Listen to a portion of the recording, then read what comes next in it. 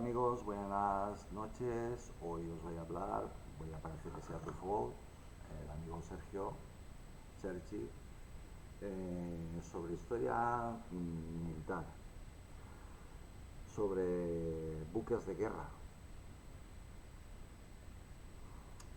Eh, Salen todos. Eh, También van a ir acompañados por mis comentarios. Bueno, vamos allá. Buques de guerra.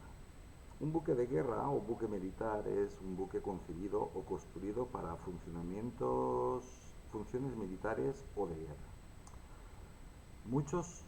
Primer comentario, muchos buques de guerra eh, fueron ingeniados por España. Muchos, más de los que se imaginan. Los primeros que tuvimos la idea fuimos nosotros. Pero como vais a ver, esto se remonta pues a la antigüedad. Los buques de guerra normalmente están construidos de manera totalmente diferente a los buques mercantes o buques turísticos. Vamos, pues una de las cosas que suelen llevar es que el casco pues va protegido o es más duro. En la antigüedad la madera era pues la mejor, habitualmente la madera de cedro, que es una madera muy resistente, y en la actualidad pues son aleaciones.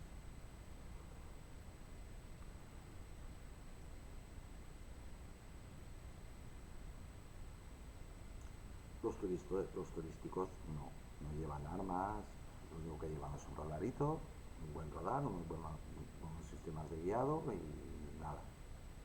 Y en la antigüedad pues una brújula y poco más, y cartas marinas, que son mapas. Poseen sistemas de armas, están preparados para recibir daños y normalmente son más rápidos y maniobrables que estos, es decir, que los normales, que los buques mercantes. Rápidos, pues el doble o más del doble. A diferencia de las naves mercantes, las de guerra solamente llevan sistemas de armas, munición y abastecimiento para su tripulación. Los buques de guerra normalmente pertenecen a la armada de su país, aunque ha habido veces en el pasado que fueron operados por personas individuales o compañías particulares. En tiempos de guerra, la diferencia entre un buque de guerra y mercante frecuentemente es confusa. ¿Por qué es confuso? Os preguntaréis muchos. Pues porque también se utilizan los buques mercantes, pues de repente te aparece un cañón, un misil o lo que sea, o una catapulta en la antigüedad. Es decir, que también se aprovecha todo. En la guerra, en el amor y en la guerra está todo permitido. Bueno, todo permitido, se hace de todo. En guerra, muchas veces los buques mercantes han sido artillados y empleados como buques auxiliares, como sucedió con los buques Q en la Primera Guerra Mundial y con los mercantes armados en la Segunda Guerra Mundial. Pero esto no es ningún invento de ahora, esto se ha hecho siempre. Hasta el siglo XVII era común que naves mercantes fueran obligadas a entrar al servicio naval y no era raro que hasta la mitad de las naves de una flota fueran naves mercantes artilladas. También hay que decir que los mares estaban plagados de piratas y de corsarios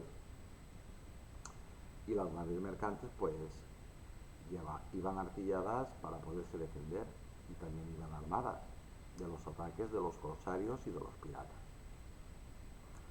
Hasta que el peligro de la piratería, mirad aquí sale, terminó en el siglo XIX, era común artillar grandes naves mercantes como eran los galeones. Bueno, los galeones iban tan artillados, tan bien armados, que eso que sale en las películas, en Piratas del Caribe y cosas de estas, de que un pirata se atreve a acercarse a un galeón, ni soñarlo, ni soñarlo.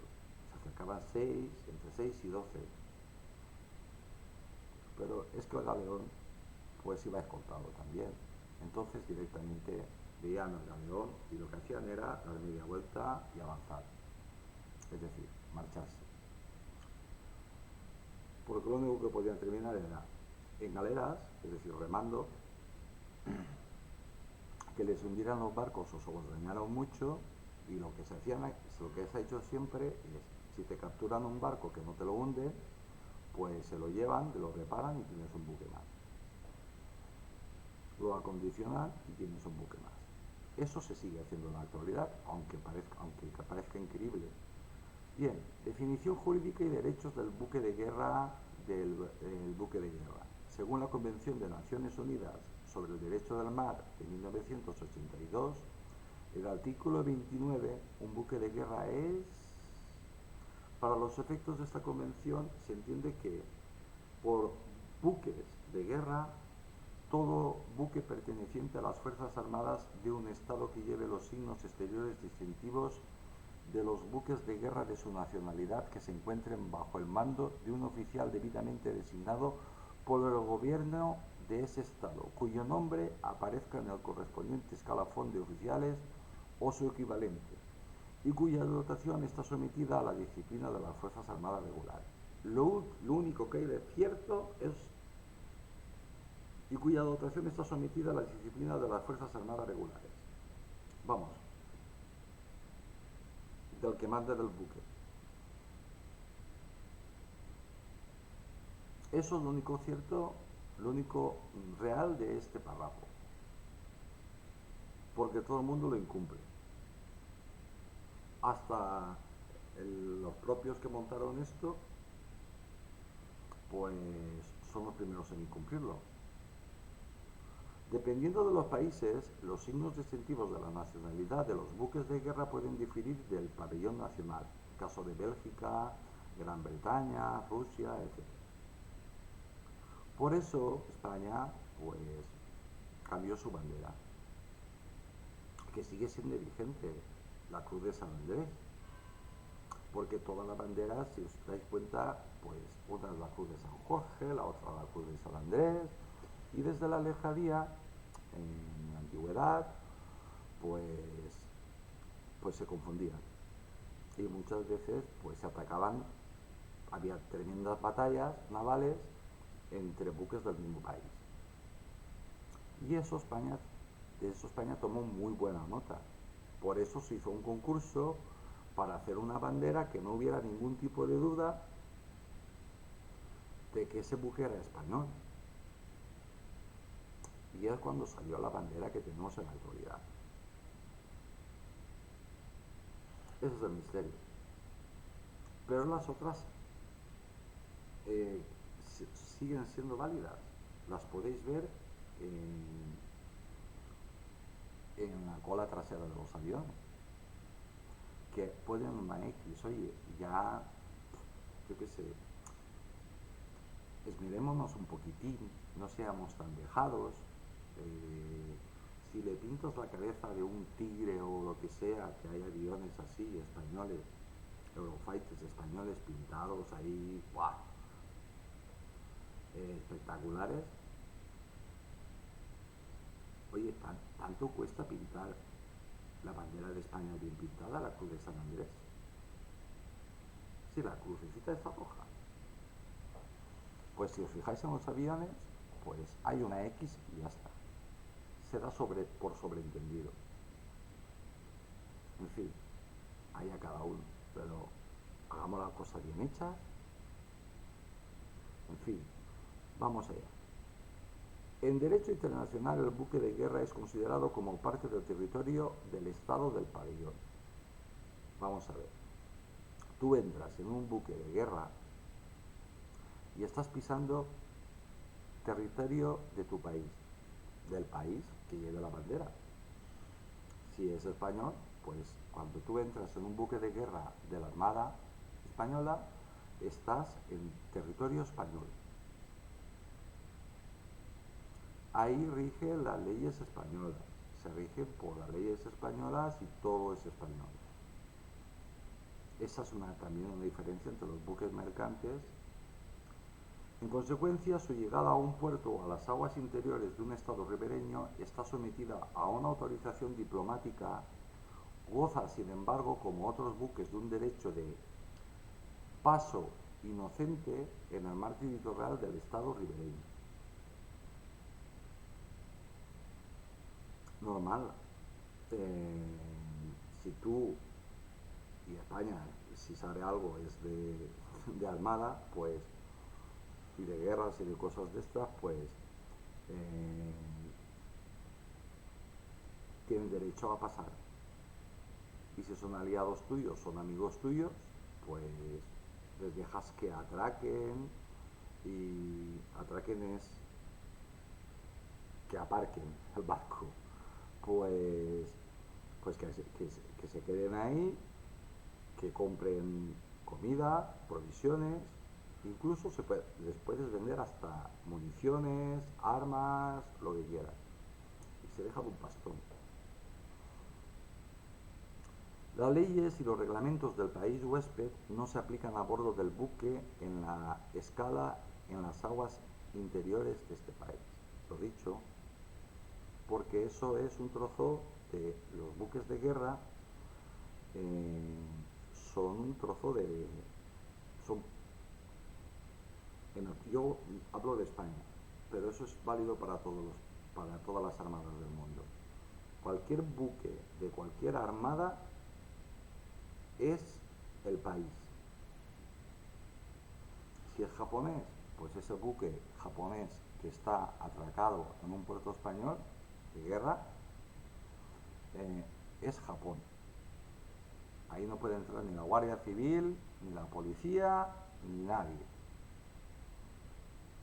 Y lo mismo a nosotros, si tenemos nuestros buques estén donde están. Se trata del principio de extraterritorialidad de los buques de guerra y otros buques de Estado destinados a fines no comerciales. Por eso son de guerra. Historia y desarrollo, edad del remo y de la vela. Ahora, vamos allá, vamos a la antigüedad. Tirreme griego y Tirreme romano. 3000 años antes de Cristo. Babilonios y asirios poseían barcos de guerra. Sus cascos de madera eran cortos, casi redondos, como una roda muy saliente que era un espolón, con una roda muy saliente que era un espolón. El espolón era una especie, bueno, realmente era un tronco muy bien afilado o redondeado, que a fuerza del viento y a fuerza de remos, pues te abría un boquete en el buque, en el otro tirrene, y te lo hundía. Y se luchaba igual como en la guerra, en tierra, pero desde las cubiertas. Usaban catapultas, arcos, hasta que se abordaban. Era como luchar en tierra, pero sobre el mar.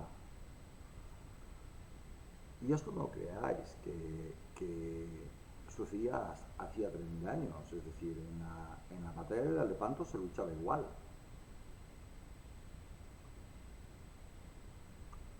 Movidos principalmente a remos, llevaban un mástil en el que izaban una vela cuadrada. Aproximadamente 2000 años antes de Cristo aparecieron los fenicios, pueblo eminentemente marítimo que durante siglos fueron los más hábiles constructores de barcos.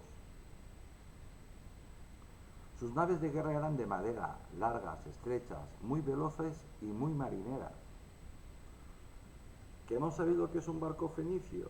Pues en las películas, o mirad un libro o lo que sea, pues si veis cualquier barco o galera de guerra romana, es una copia literal de los buques de guerra fenicios. Iban disparados, tenían tremendos polón. Los fenicios, si eran algo, eran marineros a más no poder, y llevaban a los romanos hasta que los romanos no consiguieron vencer en la guerra, con las guerras que tuvieron, creo que se llamaban las guerras púnicas, ya sabéis mi memoria. A los fenicios no consiguieron levantar el imperio. Vamos, no consiguieron levantar cabeza. Y después les salió por los cartagineses. Llevaban una vela cuadrada, como remeros empleaban a esclavos. Eso, eso se hizo hasta más tarde de lo que hasta hace nada prácticamente.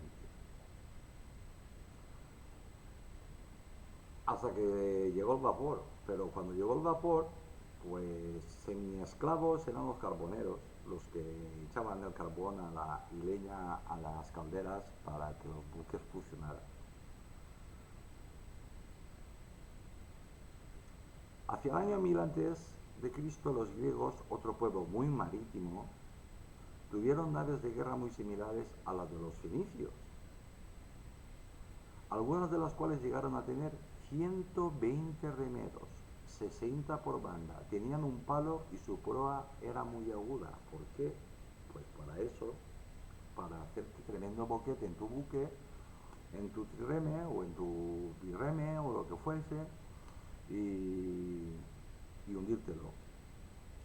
Solían llevar un palo dirigido hacia adelante y en su popa tenían emblemas o figuras simbólicas como mascarón, que aprovechaban como decoración y como protección del barco. Eran auténticas joyas, de verdad.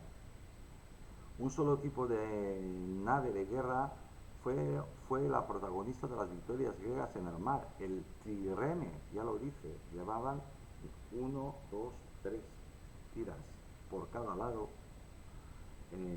por babor y por estribor, sí, por babor y por estribor, 3 tiras de remeros. Aquello iba disparadísimo. Su arqueo era de 100 toneladas y lo tripulaban 200 hombres. Medía 35 metros de eslora y 4 metros de manga.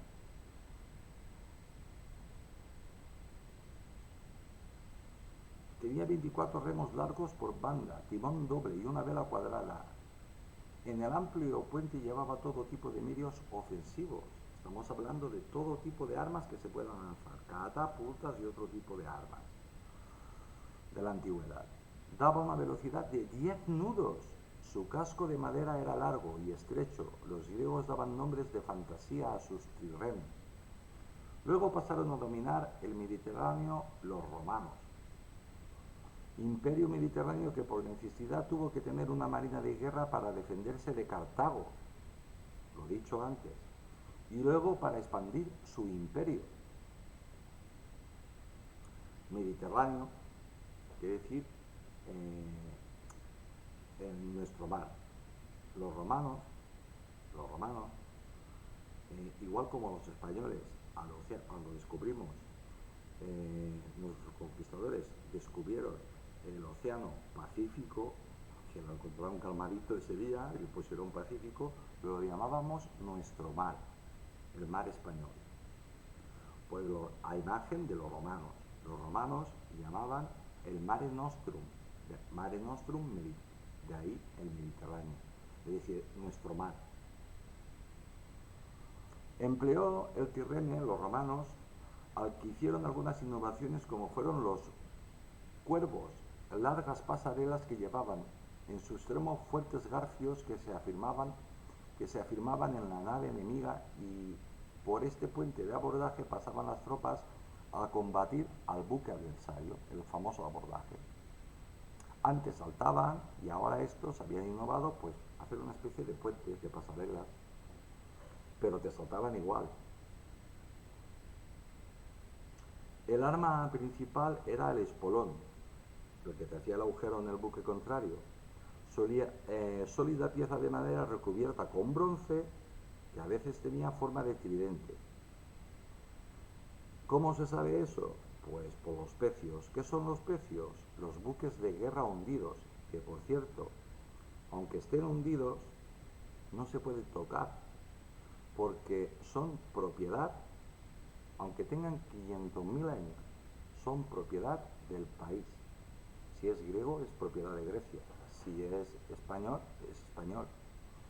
Y hay empresas norteamericanas, hay un montón de películas y de reportajes que se dedican a robar pecios, es decir, buques hundidos. España ha tenido varios pleitos con Estados Unidos, que los ha ganado todos, porque todo el mundo sabe dónde están los precios.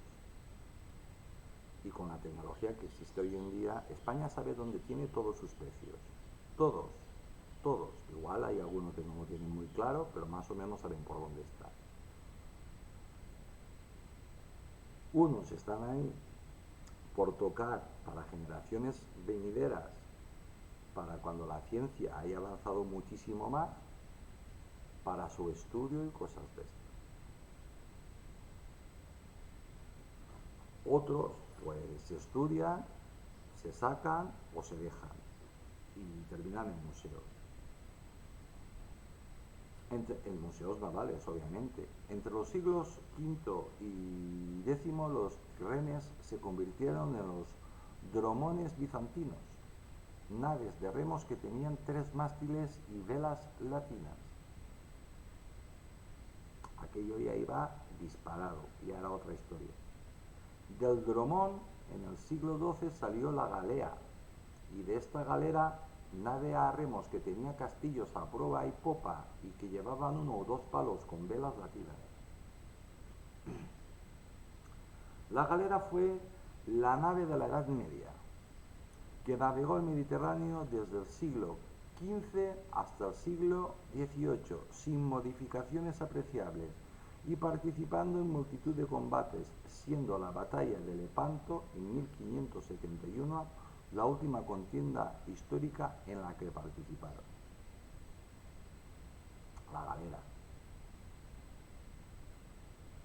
Los vikingos, pueblo marítimo originario de Escandinavia, estuvo en la escena europea entre los años 700 y el 1000. Su actuar violento provocaba terror en las comunidades ya que las arrasaba. Civilizados no eran. No eran.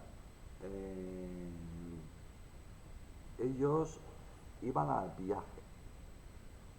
Tenían aterrorizada a media Europa, sobre todo al norte, en un principio Inglaterra sabe lo que sufrió. Y bueno, pues hay series muy buenas como, no sé cómo se llama ahora, mi memoria, pero hay series muy buenas que te cuentan la historia de un personaje que existió realmente, pero que entra forma también a formar parte de la leyenda. Pero los vikingos se dedicaban, eran tremendamente violentos, te entraban en una ciudad portuaria, en un puerto de mar, te lo robaban todo, te mataban, te violaban, saqueaban y ya está. Tenían sus temporadas de campaña de... Es la temporada de ir a matar y a robar.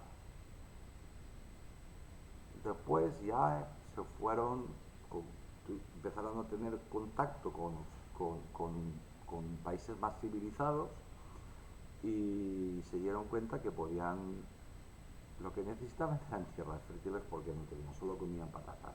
Bueno, patatas no existían, comían mal, ya está.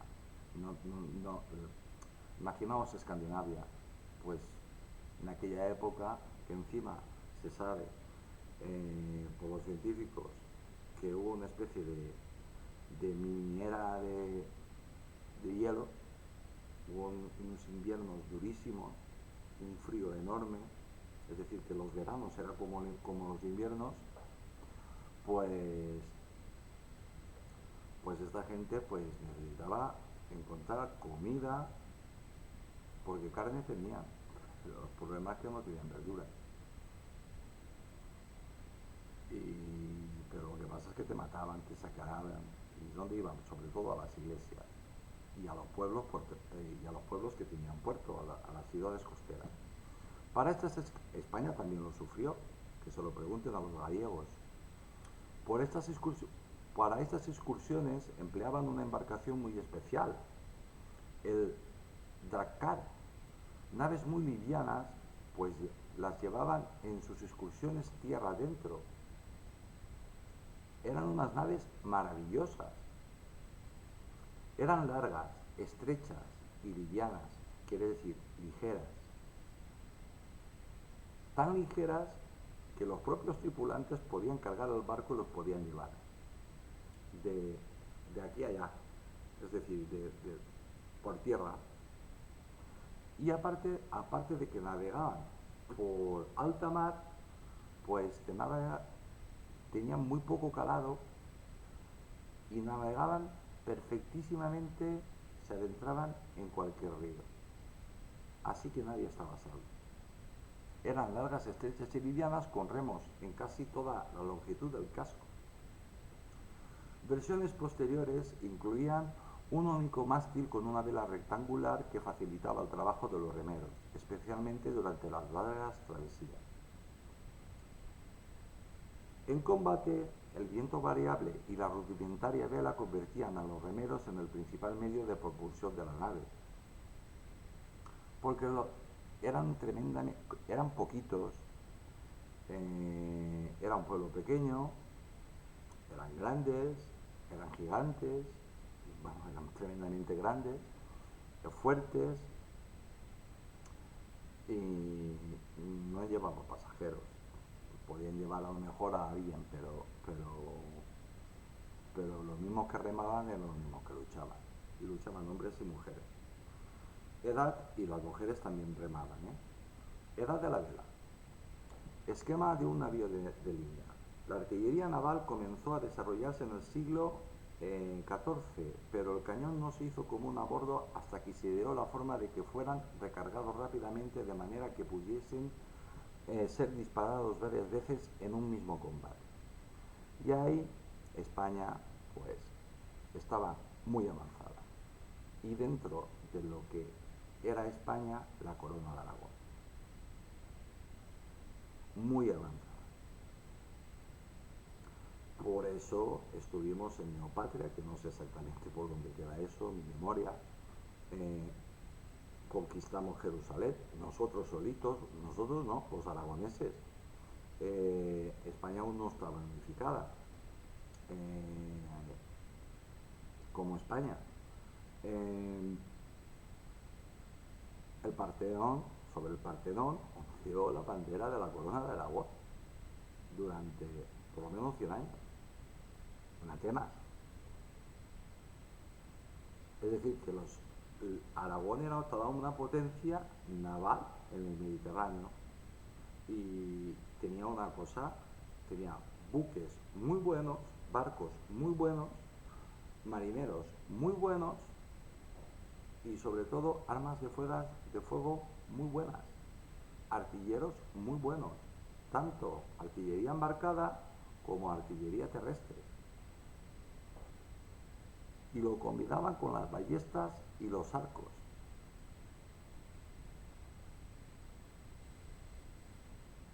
Los buques a remo no podían aumentar más de tamaño para transportar su artillería, munición y sirvientes de estos, por lo que los constructores navales tuvieron que diseñar un barco que fuera movido por la fuerza del viento sobre las velas y que pudiera llevar, pues eso, muchos cañones y al personal necesario para operarlos.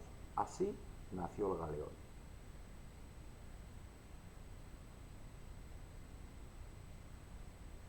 El galeón era un buque simplemente enorme, que aparte de ser un buque de guerra, también era un buque mercante, porque era tan grande que podía cargar grandes cantidades de mercancía. Y había tanto espacio que había sitio suficiente para la munición, para armas, para todo lo que necesitabas para reparar el barco y para almacenar comida. Pero también iban escoltados por otros tipos de barcos menores. El galeón fue una embarcación a vela utilizada desde mediados del siglo XV. Consistía en un bajel grande de alto bordo que se movía por la acción del viento. Es decir, ahí los remos sí que llevaban remos por si había lo que se llama en términos marineros calmachichas, es decir, que no soplan nada de viento, pues llevaban remos y si había que remar para no tirarte una semana ahí. Acordaos que el problema no tenías que comer, sobre todo fruta, porque te daba el escorbuto, naranja, cítricos, cosas de estas. Fue una derivación de la carraca, pero combinada con la velocidad de la carabela. Los galeones eran barcos de gran tamaño y poseían gran capacidad de fuego. Este es un invento español, pero la medalla se la cuelga todo el mundo. En el siglo XVI, el comercio marítimo transatlántico aumentó considerablemente, lo que incentivó la investigación y la creación de naves más apropiadas para las largas travesías y para soportar los rigores del mar en forma continuada. ¿Quién eran los dueños del mar en aquella época? Nosotros. Así que nosotros fuimos los que innovamos, lo innovamos todo, lo voy a generalizar, todo, y los demás países se limitaron a copiar. Ya está. Así fue como apareció un navío en el mundo militar adoptado el nombre de bergantín, en el siglo XVII. Más adelante aparecieron en el siglo XVIII la fragata, nave que tenía 2 puentes, y la corbeta con solo uno. Bien, fragata del año 1799. Es una foto que hay muy bonita, pero que no es lo que voy a colgar. Cañones a bordo 1962, acero, vapor y obuses. Revolución natural. Durante el siglo XVIII los buques de guerra experimentaron una revolución en su propulsión, en el armamento y en su construcción. Para sorpresa de muchos, los primeros que construimos un buque de acero fue España. También fuimos los primeros en propulsarlos a vapor. Pero claro, España estaba como estaba. Nos invadió Napoleón, con un montón de problemas, con un cambio de dinastía. Se terminó la dinastía de los Austria, llegaron los Borbones, empezaron las guerras civiles aquí en España, en la península. Si no hubiera sucedido eso, Estados Unidos jamás hubiera podido hacernos la guerra, porque España hubiera hubiera actualizado su flota con sus destructores, sus fragatas de acero propulsadas a vapor, y no navíos, que es como se llamaban los buques de guerra de la época, navíos a madera y a vela. Utilizaron máquinas a vapor para la propulsión, en un primer momento mediante ruedas y posteriormente con hélices, como una fuerza auxiliar a la vela, para después eliminarla completamente. Acordaos que España era la primera potencia mundial, con diferencia, por lo tanto todos los cerebros estaban en España. Había una islita y un gran reino, una islita que se llama la Gran Bretaña, que nos hacía la competencia, un gran reino que era Francia, que siempre estábamos en guerra con ellos, pero cuando entró la dinastía de los Borbones se terminaron las guerras y España y Francia pues se aliaron contra Inglaterra.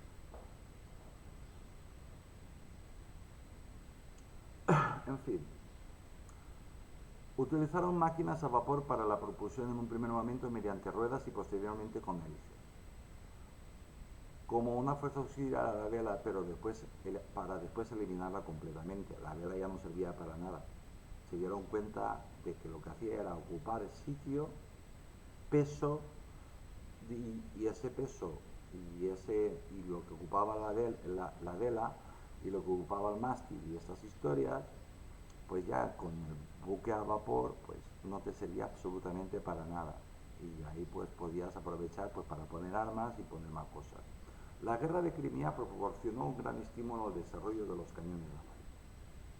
La introducción de los obuses explosivos pronto llevó al empleo del hierro en lugar de madera y luego al uso del acero. Los primeros buques acorazados fueron el Laurier francés y el HMS Warrior inglés. Esto no es cierto, pero acordaos, quien escribe la historia son los vencedores. Esto no es cierto, los primeros fuimos nosotros. Estos es verdad que inmediatamente lo copiaron, los hicieron más grandes y lo mejoraron. Porque España pues se quedó atrasada. Ya está, así de claro. Ya habíamos perdido la guerra de Napoleón y empezaron pues un montón de desastres en España, guerras civiles, gobiernos horribles, ¿os suena algo? Políticos nefastos y encima el ejército pues corrompido y afrancesado. Y perdimos pues todos nuestros territorios en América. Desde 1860 los buques de la línea a vela fueron reemplazados en primer momento por los Ironclad. ¿Os dais cuenta cómo van cambiando los nombres y ya va entrando los nombres anglosajones? Y las fragatas blindadas y posteriormente por los acorazados propulsados por máquinas a vapor, mientras que las fragatas a vela lo fueron en un primer momento por las fragatas de hélice y posteriormente por los cruceros propulsados por máquinas a vapor. Bien, de los cruceros hablaremos porque a mí es el buque de guerra que más para mí, yo no soy marinero, como sabéis, pero el crucero, los cruceros, que son buques de guerra, los cruceros, los completitos, los que lo llevan todo, porque vais a ver que hay un montón de clases de cruceros. Los cruceros es el buque más imponente de guerra que existe. No es el portaaviones. El portaaviones es una plataforma de aterrizaje y despegue de aviones. Junto con el portaaviones es el único buque que va escoltado. El único buque que va escoltado. Y eso quiere decir mucho. Habitualmente los cruceros completos son donde está el almirante de la armada. Aunque los norteamericanos han puesto el almirante de sus armadas en sus portaaviones.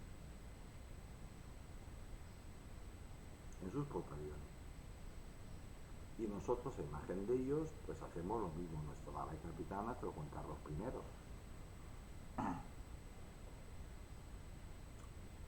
Pero tampoco tenemos cruceros. El armamento también cambió debido al diseño de cañones montados en plataformas giratorias y en torretas, lo que permitió apuntarlos independientemente de la dirección en la que navegara el buque. Eso fue un avance brutal. Ya no se tenían que poner los barcos en paralelo y cañonearse. Ya lo que giraban eran los cañones.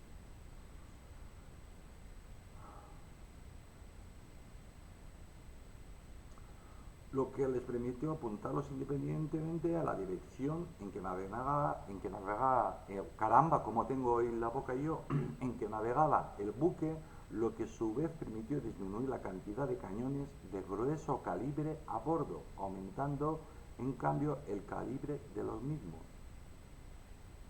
Y eso, pues, si el cañón pues es más delgado, pesa menos, es menos aparatoso, pues ese buque pesa menos, por lo tanto puede alcanzar mayor velocidad y puede cargar más que munición, La última innovación durante el siglo XIX fue el desarrollo del torpedo y de los buques torpederos, veloces naves que parecían ofrecer una alternativa a la posesión de las costosas flotas acorazadas.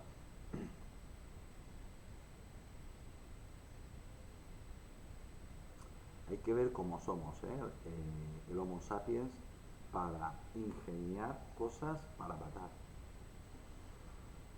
Finalmente, y para hacer frente a los torpedos, apareció a finales del siglo XIX y diseñado por el capitán de navío Fernando Villamil, el destructor, que dio nombre a esta nueva tipología de buques de guerra.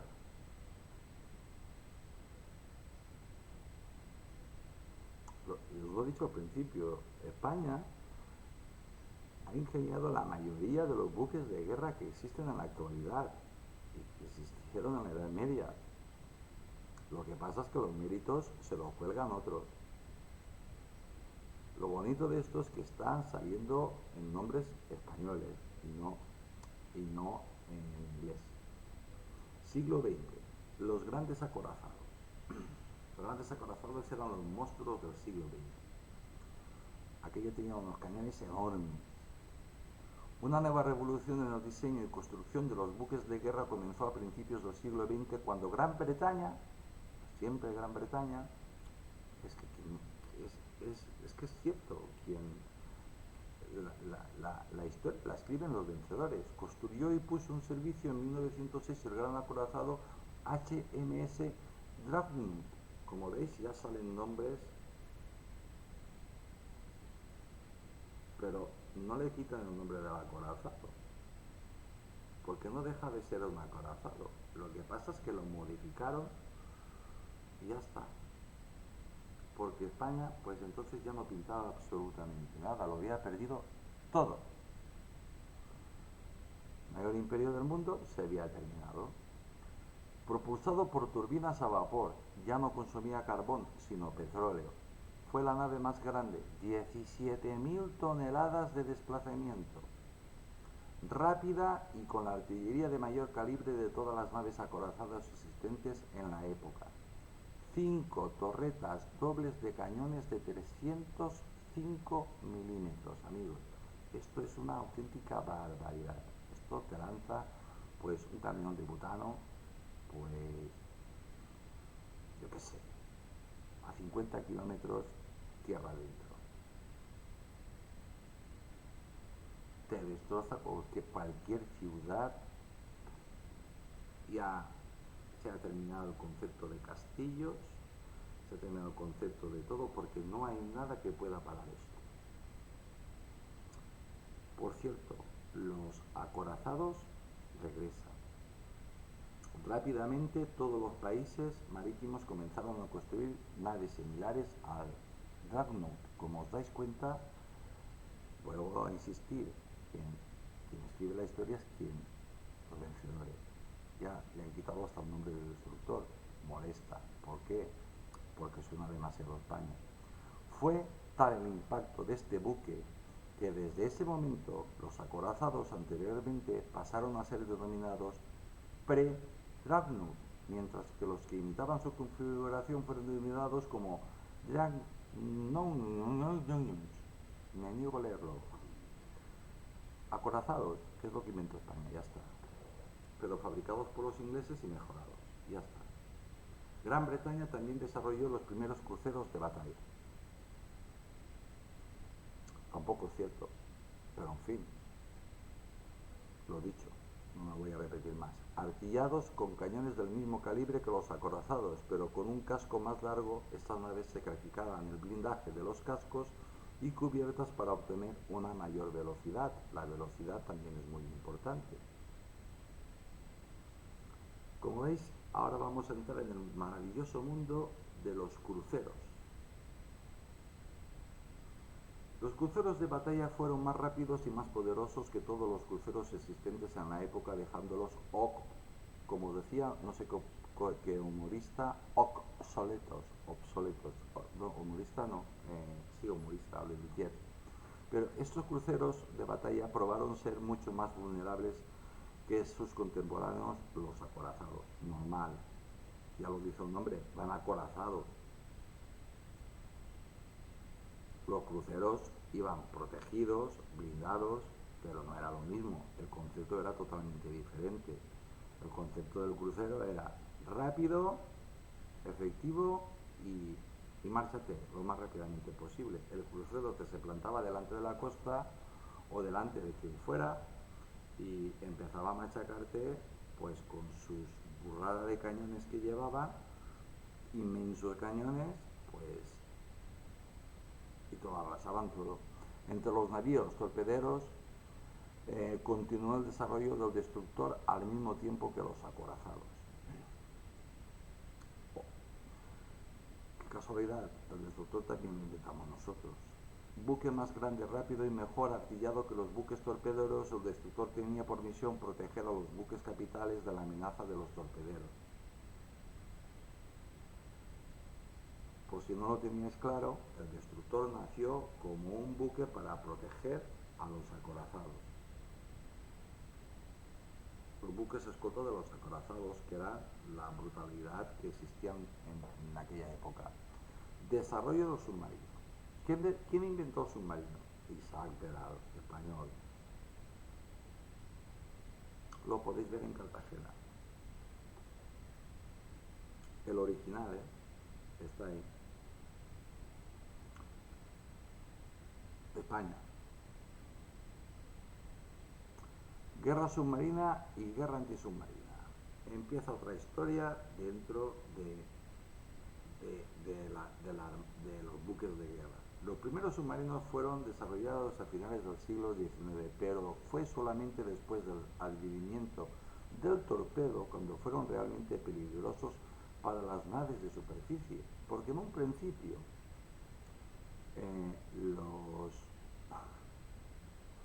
es que iban a pedales prácticamente, o sin prácticamente, iban a pedales.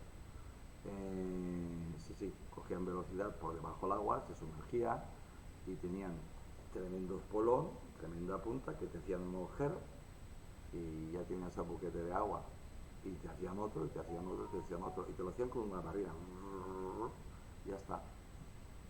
Sí, parece que sea una de chiste, pero era así. Pero cuando salió el torpedo ya era otra historia. Ya simplemente era meterle un tubo para que saliera el torpedo. A finales de la Primera Guerra Mundial los submarinos habían probado su real capacidad ofensiva. Durante la Segunda Guerra Mundial, la flota de submarinos U-Boot de la Kriegsmarine alemana casi aniquiló el tráfico mercante, casi no, lo aniquiló hacia y desde Gran Bretaña y causó grandes pérdidas al tráfico marítimo costero de los Estados Unidos. Y ahí es donde el mundo se dio cuenta que el submarino pues era tremendamente peligroso. Y lo sigue siendo. El éxito de los submarinos llevó al desarrollo de naves escoltas antisubmarinas, el famoso escudo y la famosa lanza. Tú construyes un buen escudo, pues yo voy a construir una lanza mejor. Pues el éxito de los submarinos llevó al desarrollo de naves escoltas antisubmarinas para proteger a los convoyes que surcaban los océanos durante la Primera y Segunda Guerra Mundial. Estos fueron los destructores, escolta, además de otras naves más pequeñas como fueron las corbetas y las fragatas.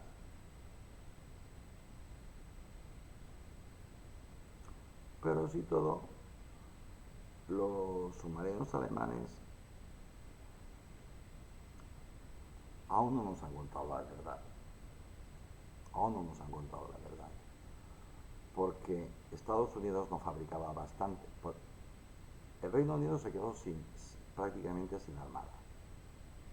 Porque directamente tenían miedo de salir de los puertos. Porque sabían que los iban a hundir. Y Estados Unidos pues no fabricaba bastantes buques porque se los hundían. y también tenían siempre miedo de salir, porque sabían que estaban esperándoles un montón de submarinos alemanes, que no eran nada del otro mundo, pero eran tremendamente efectivos. Terminaban su trabajo, llegaban al puerto, recargaban, descansaban, comían y otra vez al mar, a la caza. Desarrollo de los portaaviones. También fuimos nosotros, sí señor. Historia de los portaaviones. Un gran cambio en la guerra naval ocurrió con la introducción de los portaaviones. Primero en Tarento y luego en Pearl Harbor, los portaaviones demostró la capacidad que tenía de atacar a los buques enemigos que se encontraban fuera de la visión, de la vista y gran distancia de su posición. Los portaaviones son una cosa muy simple, muy básica.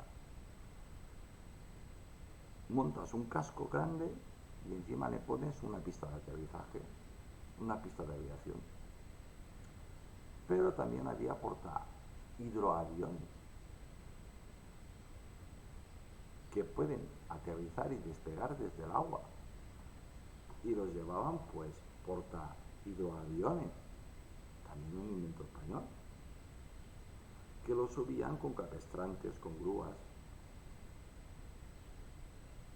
Cuando habían soltado sus bombas y se habían quedado sin munición, pues lo cogía el cabestrante, la grúa del portahidroaviones, lo subía arriba, repasito, munición, combustible, mantenimiento y otra vez.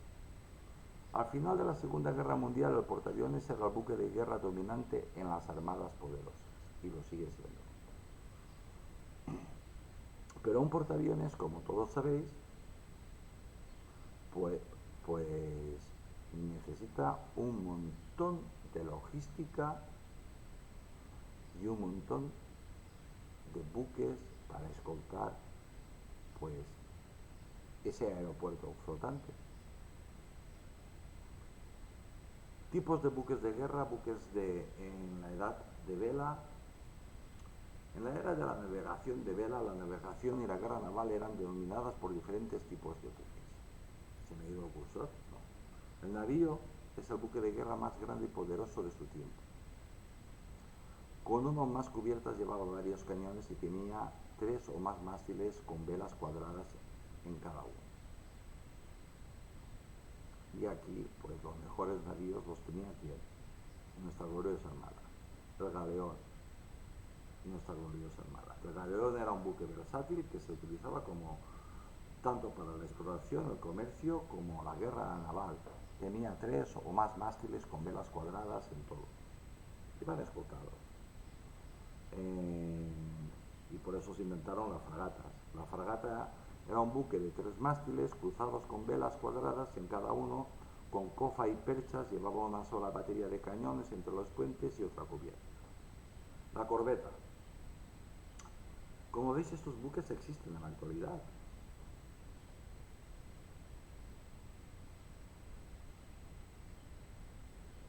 Lo que pasa es que se denominan ahora en inglés. Pero un avión en la actualidad podría ser perfectísimamente pues un buque lanzamisiles o lanzadrones o lo que sea. Totalmente ofensivo y defensivo. La corbeta. La corbeta es un buque muy importante porque es un buque costero. La corbeta es un buque de 3 mástiles con el último sin cruzar. Llevaba velas cuadradas en el trinquete y el mayor y una vela cangreja y escandalosa en la mesana. También se conocía como brick barca o barca en la marina mercante. Las corbetas habitualmente lo que te hacían era protegerte las costas. Y lo que te hace, tus costas. Si tú no tienes protegidas tus costas, cuantas más corbetas tengas, mejor. Cuantos más bergantines tengas, mejor. Estoy utilizando palabras españolas. El bergantín es un buque de dos mástiles cruzados con velas cuadradas en ambos, el bergantín goleta. El bergantín goleta tiene dos mástiles, con el trinquete cruzado con velas cuadradas y el mayor sin cruzar, con una vela cangreja y escandalosa. Fijaos, la cantidad de buques costeros que hay y fluviales, es decir, que van por ríos, que pueden entrar en ríos. Es que es importantísimo controlar tus costas. Y tienes que controlarlas, pues, a distintas distancias. Hay buques que tienen que estar muy pegados a la costa y buques más separados y buques más separados. Y después está ya, bueno, la goleta. La goleta es una nave de dos o más mástiles sin cruzar, aparejados con velas cangrejadas en todos. Todos estos buques existen en la actualidad, pero obviamente modernizados. El Pilibot. El Pilibot es una embarcación diseñada para la máxima velocidad con un aparejo de goleta. Vamos, es una goleta, pero como el nombre, como veis, español no es. Buques de guerra del siglo XVIII y XX, XIX y XX. En los siglos XIX y XX los buques de guerra eran esenciales para las naciones marítimas, como España, y su constante evolución y desarrollo dieron lugar a diferentes tipos de barcos con características y objetivos únicos. Vamos, que se entró en la especialización de los buques. Ya no se pensaba en un buque de guerra en general. Se buscaba un buque de guerra en general, pero que tuviera, pues, que fuera concreto para una cosa, que fuera especialista en una cosa, pero que ese buque, aparte de ser especialista en esa cosa en concreto, pues también era un buque de guerra en general, que podía hacer de todo lo que hacía otro buque. Desde el imponente acorazado hasta el veloz cazatorpedero y sofisticado crucero lanzaminas, estos barcos marcaron una época de innovación y avance en la tecnología naval. Y en eso tuvo que ver mucho España, como siempre. A continuación se describirán algunos, bueno, os cuento algunos. El acorazado. El acorazado es el buque de guerra más grande de su época, con cañones de gran calibre montados en torretas, alta velocidad y grueso blindaje. Inicialmente se les llamó blindados, entrecomillados, y después aparecieron los acorazados denominados Handelsfarben. No lo quiero leer, porque es un acorazado y ya está. Aparecieron acorazados, pues mejorados, y ya está, simplemente. En el acorazado, que sepáis que va a volver. Que va a volver. Se pensaba que la vida de los acorazados había desaparecido, volverán artillados, volverán muy protegidos, muy blindados. La concepción de los militares en la actualidad ya no es igual como en la Primera Guerra Mundial, que era que da igual los soldados que mueran. Ahora no, ahora prima la seguridad, la vida de cualquier soldado es importantísima, porque cualquier cosa, máquina, se puede reemplazar, una vida humana no. Y queda fuerte, pero es así. Un soldado cuesta una millonada, un soldado bueno cuesta una millonada, porque su preparación, su dotación, su enseñanza, su entrenamiento es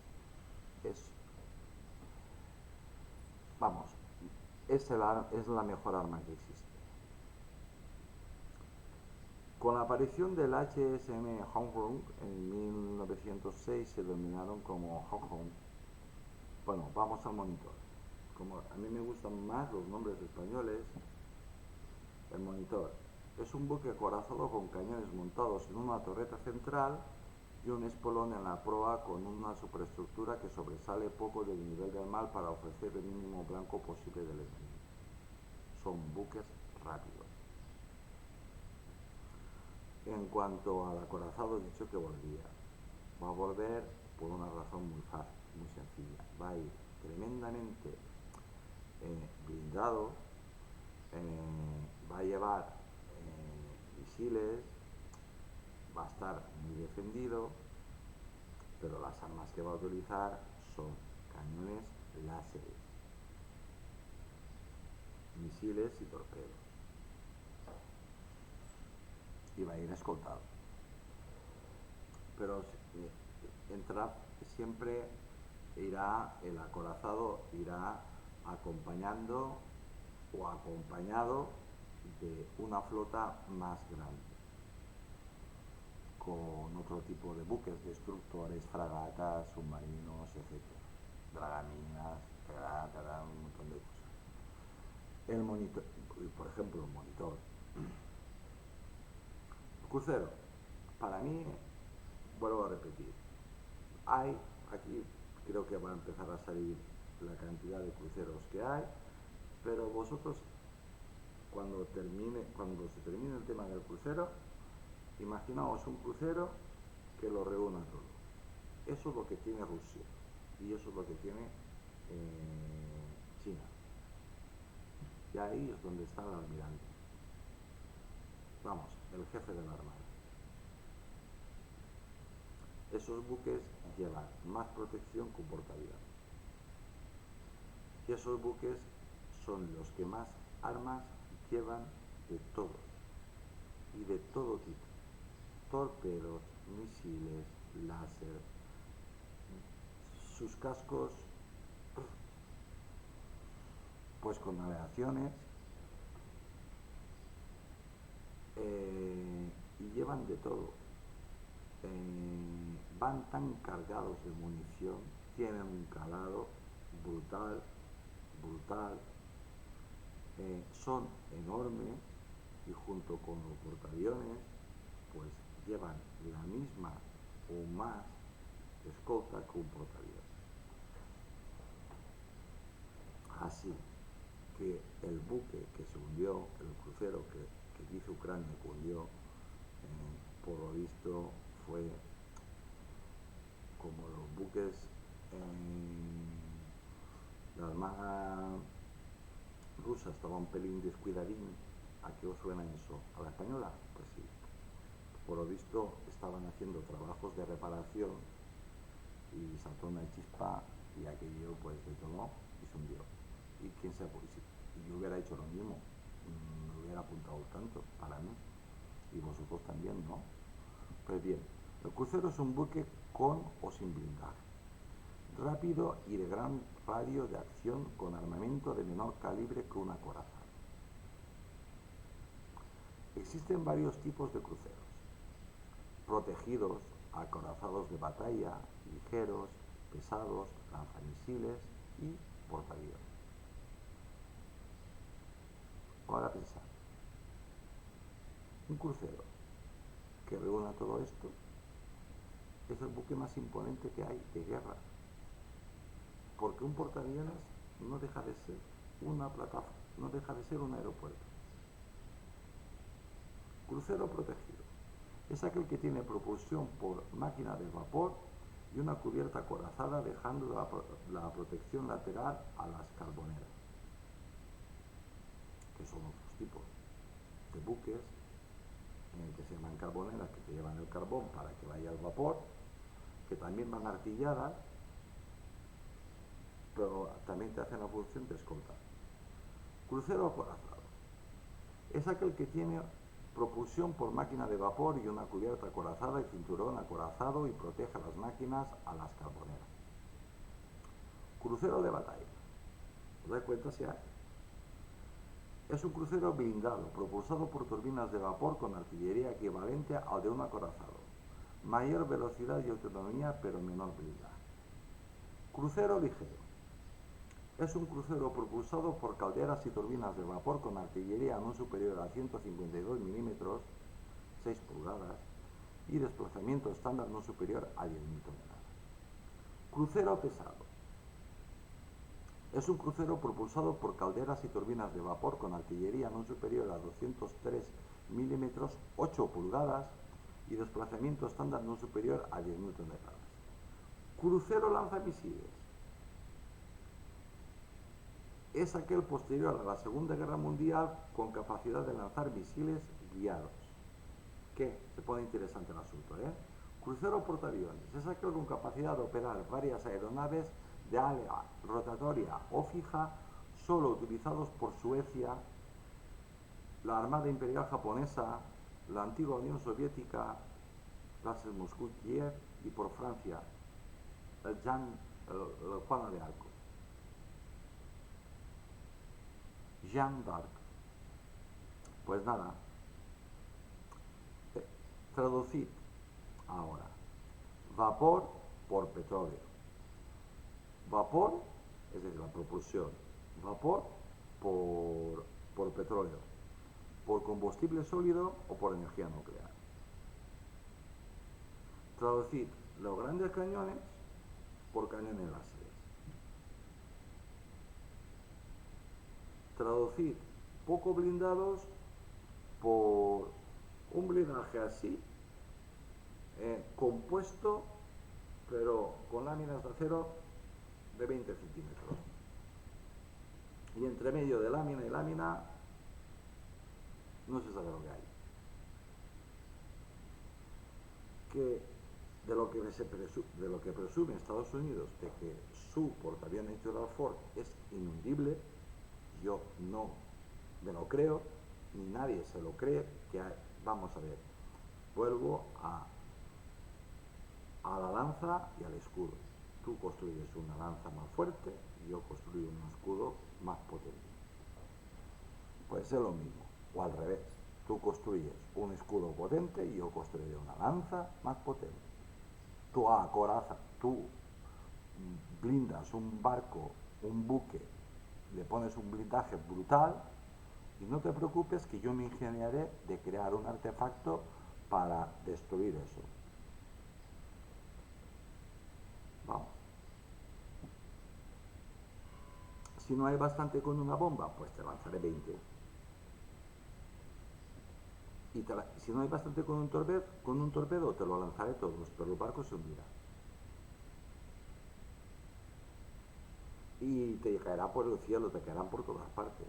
Pero hay una cosa que lo ha cambiado todo, que es el láser. El láser te cruza el buque de punta a punta. Da igual lo que lleve. Y va a la velocidad de la luz. Es que es luz. Pues ahora pensad, cambiar todo esto de vapor, esto, aquello, lo otro, por tremendo motor nuclear. 1, 2, 3. Que lleve varios helicópteros. Pero como van tremendamente escoltados, ¿para qué quieren llevar helicópteros? Si puedes llevar un portahelicópteros, si cada buque hoy en día lleva un helicóptero o dos. Y ahora pensad, ¿para qué quieres llevar aviones? Pues llevas un portaaviones detrás y ya está. Tu pista y tu tremenda flota. ¿Qué es lo que hacen los chinos? Los chinos, a la concepción china, que da mucho miedo a Estados Unidos y al resto del mundo, es la burrada de buques que desplaza un Fujian o su equivalente, el Gerald Ford. Cuando lleva todo lo que lleva un Fujian, tiene la capacidad para desembarcarte, para hacerte un desembarco, tiene un montón de helicópteros navales y terrestres, un montón de buques que te protegen, misileros, torpederos, pontones, es decir, puertos que tú los anclas en mitad del océano y es un puerto donde puedes atracar donde ahí instalas, te llega una plataforma que es una pista de aterrizaje y donde atracan en mitad del océano, y es brutal lo que lleva porque tienen tantos buques. Esa es la historia. Y tienen aviones para aburrir, llevan buques misileros que te echan 200 misiles de golpe y 200 misiles más y 200 misiles más y dos torpederos igual. No hay submarino que se salve. Y encima te lo siembran todo de minas.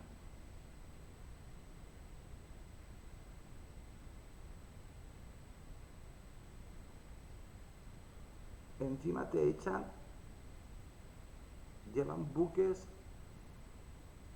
droneros, por llamarlos de alguna manera. Buques con aviones no tripulados. Y sus aviones de quinta generación avanzadísima, 2 o 3 diferentes, de sobra. Por eso los buques norteamericanos dan media vuelta y se van, aunque nos cuenten lo contrario. Es que es impresionante. Si ya impresiona cuando veis el Gerald Ford,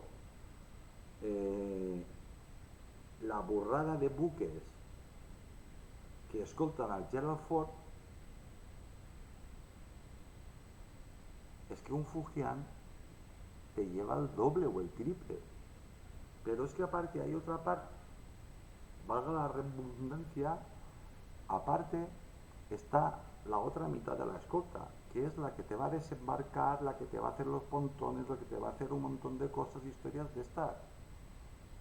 La que te va a montar una plataforma ahí para que otros aviones que vayan volando por ahí pues puedan aterrizar, y buques que puedan llegar llevándote combustible, llevándote material, llevándote comida, de infraestructura y cosas de estas.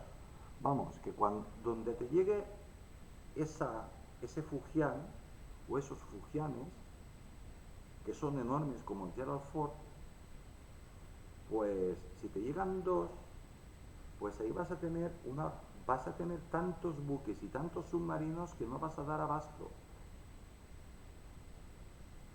Te pueden conquistar cualquier país, y eso incluye a Estados Unidos. Por eso Estados Unidos se lo piensa tanto con China. ¿Qué pasa? Que tiene las manos atadas por el papel que ha firmado, pero lo que se firma te puedes olvidar. Y más teniendo el abuelo Biden, que habla con la pared y con los geranios, pues te puedes olvidar perfectísimamente. Yo no creo que Estados Unidos se meta en historia. Cuando China, yo siempre mantengo que China desatará la guerra cuando a China le interese. Y ya está. Así de claro. Cuando a China le interese. Y cada día que pasa, China bota buques. Cada día que pasa, China te saca un montón de tanques. Cada día que pasa, China te saca un montón de cosas para matar. Y cada día que pasa, China sigue construyendo portaaviones de la clase Fujian, y lo que dice la inteligencia norteamericana y los expertos en el tema, buques, es decir, buques más grandes.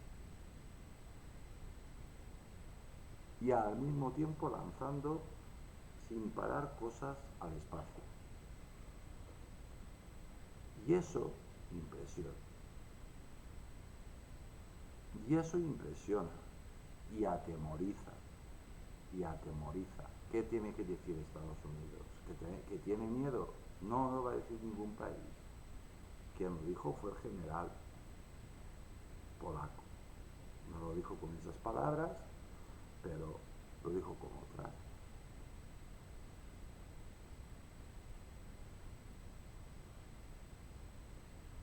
Y China produce tan rápido y tan deprisa tanto y de todo, a nivel naval, a nivel terrestre, a nivel de aéreo y a nivel espacial que no hay ningún país en el mundo que le pueda seguir el ritmo.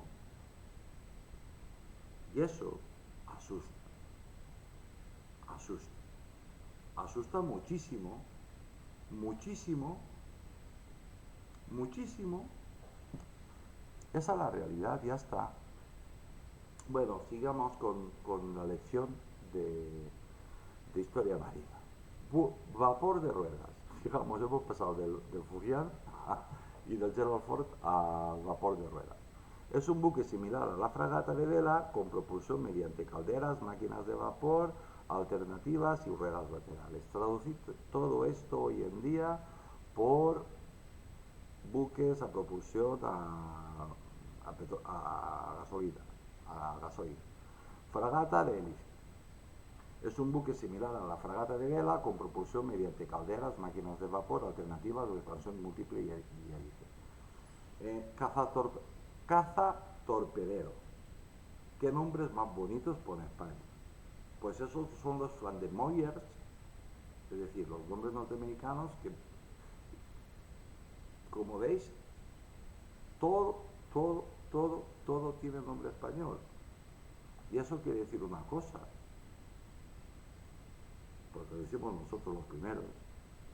Es un buque diseñado para proteger otras unidades navales de los ataques de las lanchas y botes torpederos con un armamento ligero similar al de los destructores. Bueno, es que hay buques, no sé cómo se llaman ahora, que eso se ha utilizado desde la antigüedad, pero desde la antigüedad, que son barcos desechables, habitualmente son viejos o construidos expresamente para eso, que tú los cargas de explosivos, los encaras al buque más grande.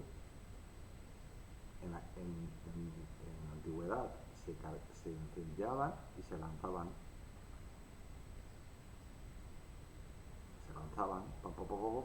y que choque contra el buque ese y se incendia, en este caso explota. No sé cómo se llama. Destructor.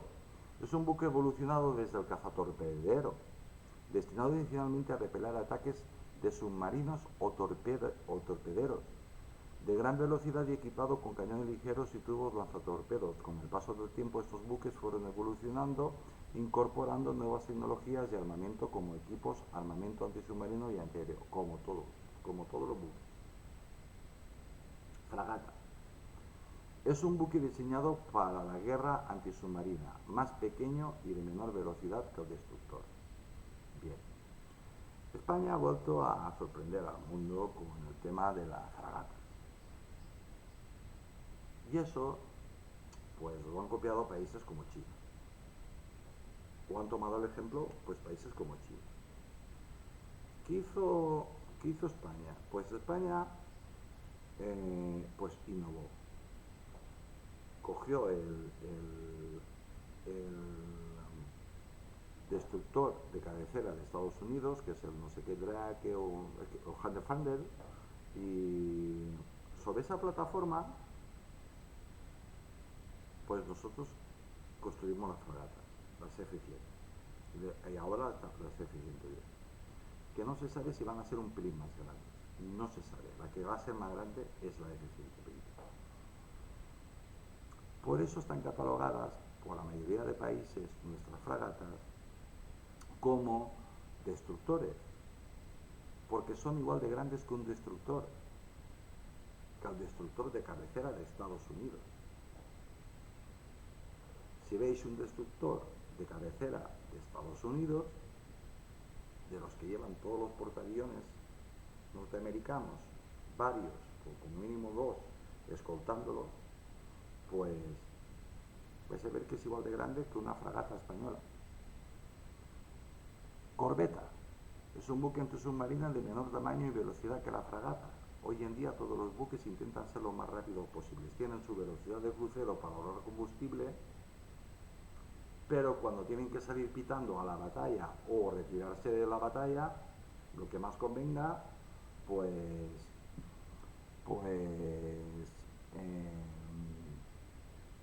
van rápidos. Si no, van despacito, van a 15, 20 nudos, y ya está. Como un buque siempre das en marcha, no está parado, no descansa, es decir, que va, pues aunque parezca que no avancen, intento que avanzan. Minador, qué bonitos son los nombres españoles.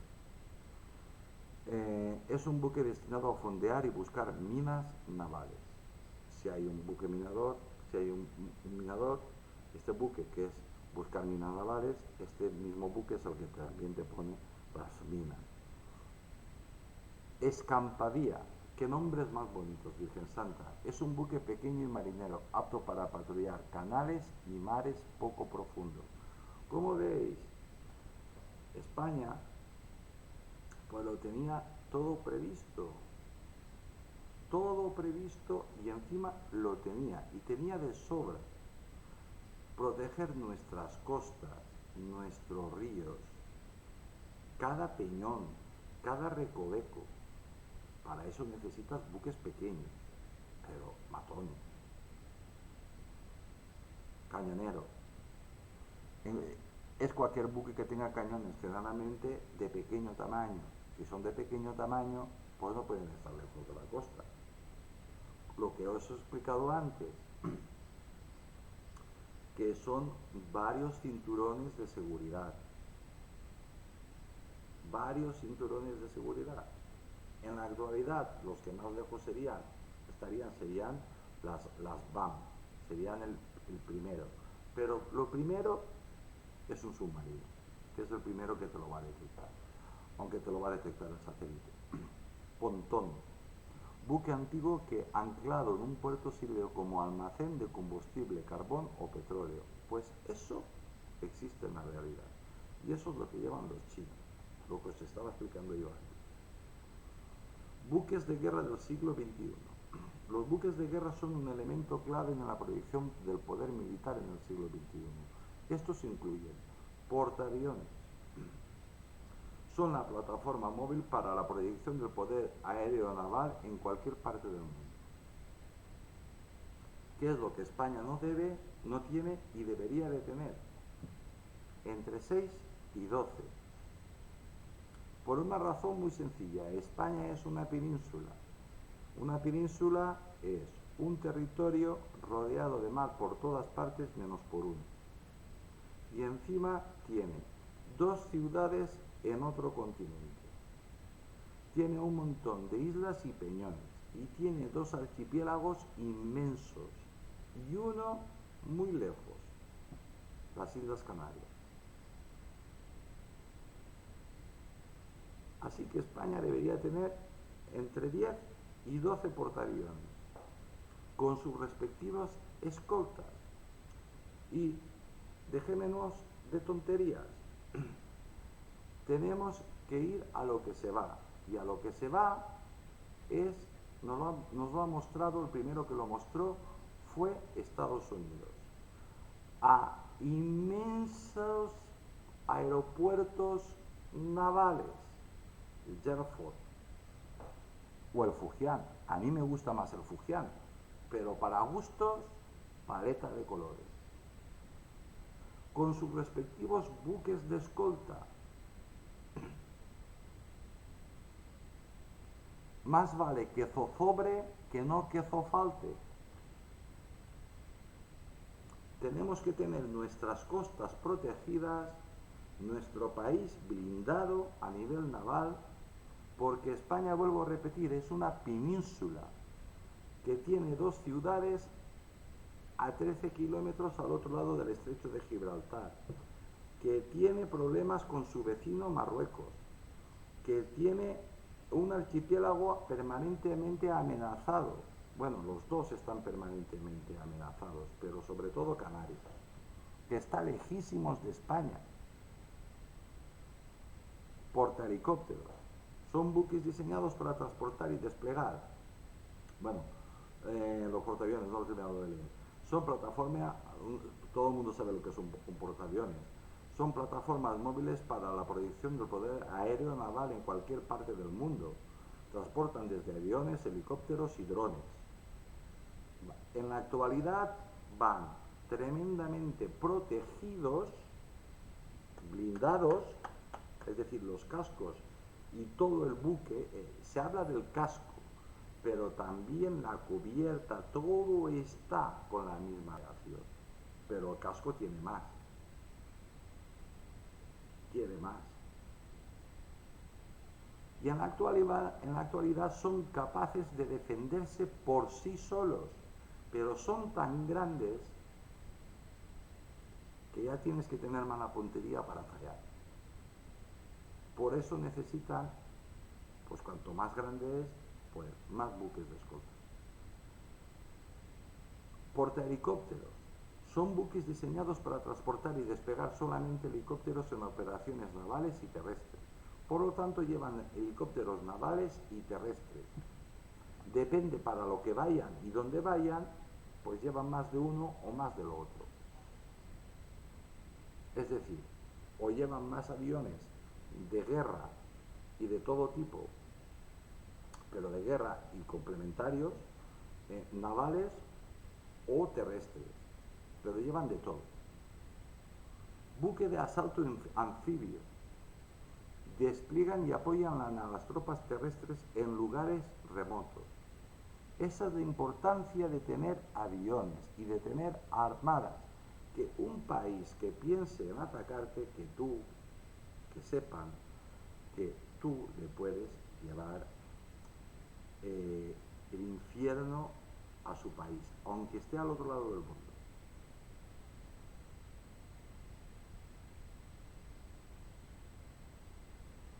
España lo puede hacer en la actualidad con las F-100, y cuando salgan las F-110 ya nos cuento. El problema es que España construye para vender, y ese es un error impresionante. Crucero, como ya a estas alturas os habéis dado cuenta, yo soy un enamorado del crucero, porque el crucero sí que es un buque de guerra, en el amplio sentido de la palabra. Buques aptos para efectuar múltiples misiones, capaces de enfrentar múltiples blancos en forma simultánea y ser empleados en apoyo a otras fuerzas o en misiones independientes. Llevan tanta munición, tanto poder de fuego, que se planta un buque de esos enfrente de cualquier país y ese país se rinde. Eso es un crucero. Por eso habitualmente lo normal es que la nave almirante no sea un portaaviones, sea un crucero, porque es un buque de guerra de verdad. Lo otro es una plataforma que lleva aviones, un aeropuerto flotante. Esto es un buque de guerra. Cualquier almirante de verdad, cualquier persona te dirá, no, la nave almirante en un crucero, pero España no tiene, así que utiliza a Juan Carlos I, que es el buque más grande que tiene España. Destructores. Naves rápidas que poseen la capacidad de enfrentar múltiples misiones ofensivas o defensivas de forma independiente o en conjunto con otras unidades. Habitualmente se utilizan, pueden ir solas, pero habitualmente no van solas. Habitualmente acompañan a portaaviones o a cruceros, los escoltan, y si tienen mucho respeto, en vez de mandar una fragata, lo que te mandan es como avanzadilla, es un destructor. Eso está pasando en el mar de la China. Fragatas. Naves destinadas a proteger a otros buques y a efectuar tareas especializadas en la guerra naval, lucha antisubmarina y antiaérea. Pues bueno, que sepáis que las fragatas españolas son tan buenas, pues que son utilizadas como las naves almirantes, es decir, donde está el almirante que manda, pues por ejemplo en Somalia. Ahí es donde está la Cristóbal Colón, la última, que costó 4.000 millones, casi 5.000 millones de euros. Ese es el precio real de una corbeta bien hecha. Así que imaginaos lo que va a costar una fragata F-110. Corbetas. Corbetas nosotros estamos construyendo mucho para Arabia Saudí y para otros países. Sin embargo, nosotros no tenemos. Vergonzoso, pero real. Las corbetas actuales están pensadas para tareas de vigilancia y defensa de las aguas territoriales y para misiones ultramarinas ocasionalmente y de corta duración. ¿Por qué? Pues porque son buques diseñados pues para eso, para aguas territoriales. Tú metes varias corbetas en Ceuta, Melilla, el estrecho de Gibraltar, es decir, en Rota, en las Canarias y en las Islas Baleares, y España no le va a llegar ni una patera. Submarino, pero hay que salir, hay que sacarlos, y cuanto antes mejor. Nuestros almirantes ya han dicho que necesitamos un montón de submarinos, pero por lo que les queda en el convento, pues en fin, y esto se acaba, amigos. Capaces de operar bajo el agua y desarrollar misiones de búsqueda, rescate o misiones específicas en tiempos de guerra. Bien, el portaaviones es el arma más secreta que existe y es un arma temible. Simplemente, si sabes que hay un submarino rondando por tus costas, un submarino es capaz de que una flota no salga de puerto, de hacer que un submarino solo es capaz de que una flota no se atreva a salir de un puerto.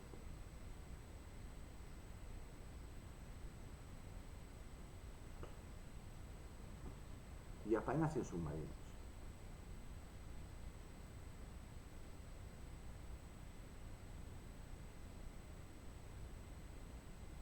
Sí, estamos construyendo submarinos, pero no salen, no hay manera de que salgan.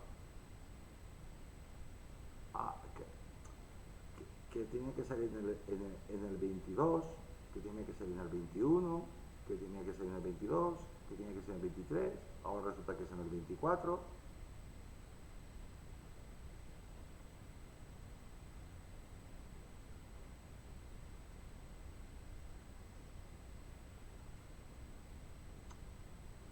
Pues bueno, pues amigos, pues hoy y después están los buques auxiliares y de apoyo. Todos armados, todos armados. Todos, lanza rápida de ataque, barco lanzamisiles. Hay otros que no salen, como por ejemplo drones, aviones no tripulados, barco nodriza, miradores costeros, dragaminas, de contramedidas, es decir, de espionaje,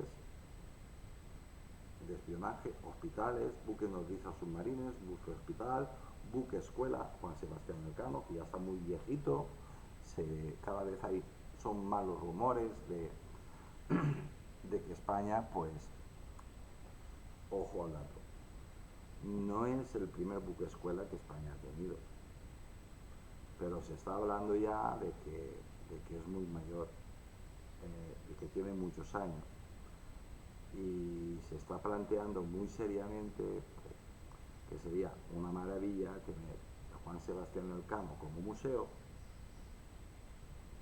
y que España construya otro buque escuela, que tendrá otro nombre de otro marinero ilustre, ya está. Bueno, cañonero fluvial, como veis, es importantísimo que nuestros ríos estén protegidos. Monitor fluvial.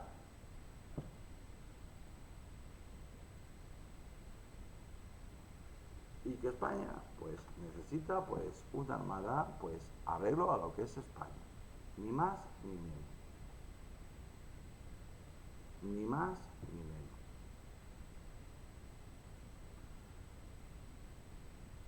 Y nada,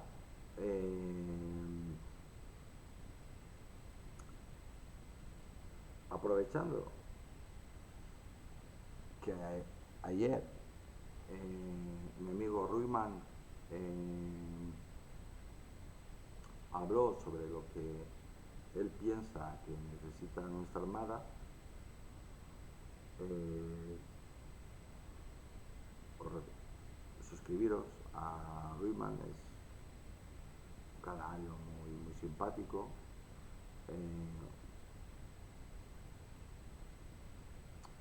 Un youtuber modesto que se mata haciendo reportajes muy dignos. Pues él estuvo hablando, según lo que él opinaba, lo que necesitaba España, qué armada necesitaba España. Y se mató haciendo números el pobre. No, amigo, Ruiman, no te molestes en hacer números.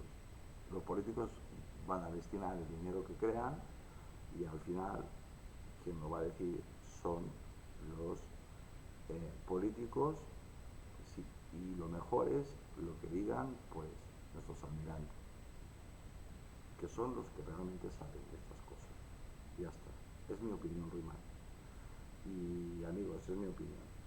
España necesita una armada decente para volver a llamarla nuestra gloriosa armada. Y y termino con la misma pregunta que os hago siempre. Con 5 fragatas, ya casi a su mitad de vida, pero muy bien mantenidas, las 700 que no están en España, hay una por ahí, se defiende España.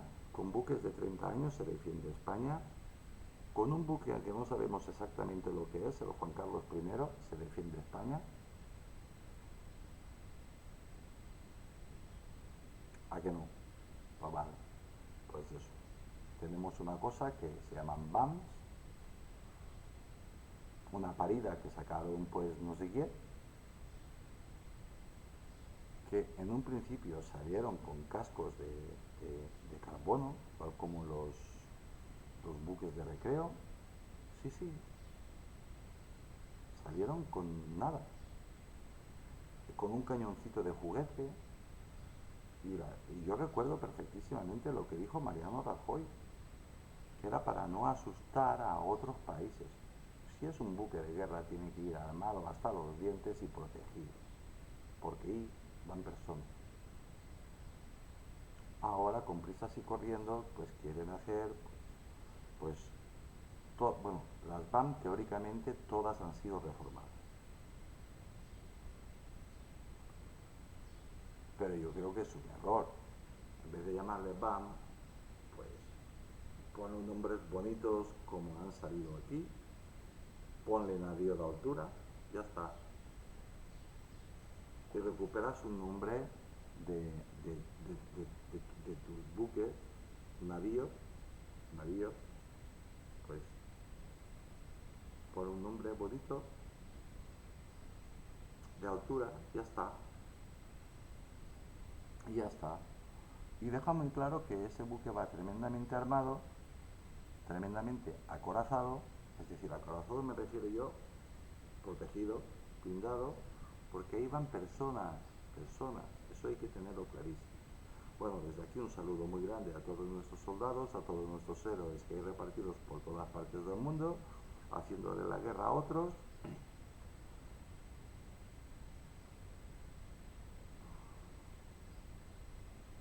Y las amenazas de Marruecos que no cesan. Esa es la realidad. Pues nada, pues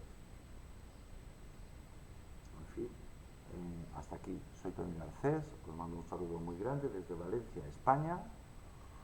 Y nada, que seáis muy felices, que comáis perdices, que tengáis mucha salud, ¿verdad? Desde el corazón. Y nada. Y que Dios os bendiga a todos. Pues imagino que un día pues hablaré de otra vez de lo que necesita España. Pero os recomiendo que miréis lo que piensa Ruiman.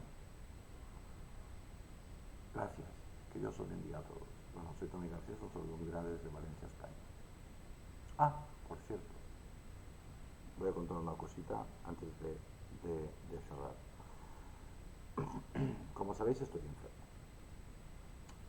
Entro en páginas buscando personas, mujeres, a mí los hombres no me gustan, eh, para que me cuiden y me hagan compañía. Yo no soy un vegetal, yo puedo comer por mí mismo y cosas de estas.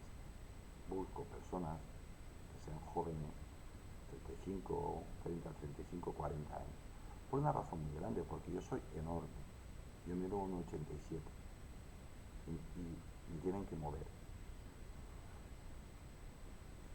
No hace falta que me tengan cogido de la mano todos los días. Resulta que hay empresas que te piden una burrada. Y yo en Facebook, en Facebook España, ¿m? hago un anuncio de busco cuidadora. Insultos los que queráis. Y encima de personas que están en Argentina, aquí, allá, el otro. Hay una que está loca. De hecho, yo la voy a denunciar, ya que estoy yo en esta historia de denuncias y siempre lo he jugado, la voy a denunciar. He hecho captura de pantalla y cosas de estas. Alucinante. Bueno, pues amigos, es que España se tiene que limpiar. Hay que evitar esto. Hay que evitar estas cosas, amigos míos. Hay que evitar estas cosas. Hay que evitar estas cosas. Aparte, hay varias, 3 o 4 o 5 personas que se interesan y yo que me he perdido del mundo. Es decir, si tú quedas en una entrevista de trabajo, por lo normal es que acudas, y si no acudas es que des una explicación. Pues no, no, pues así funciona. Y esto lo llevan 5, 5, 5, 5, 5.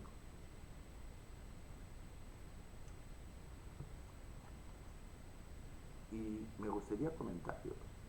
Vamos a ver, si tú le pagas un sueldo, le haces un contrato,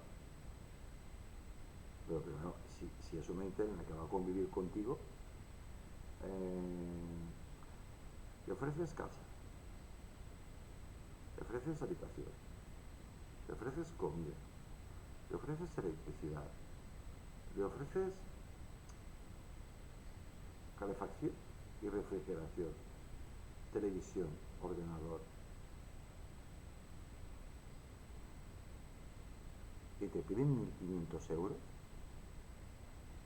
pero nos hemos vuelto locos o qué.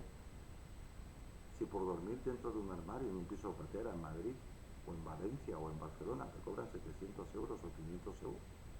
Pero esta gente, ¿qué se cree? Bueno, amigos, son preguntas que yo me hago. Bueno, en fin. De todas formas, a mí me tocan dos. Pero como las personas que me tienen que ayudar me denuncian, en fin. Pues nada, amigos, soy Tony Garcés. Un abrazo muy grande desde Valencia, España. Os deseo que tengáis muchísima salud. Y mañana más, ¿qué? Pues no lo sé. Que Dios os bendiga a todos.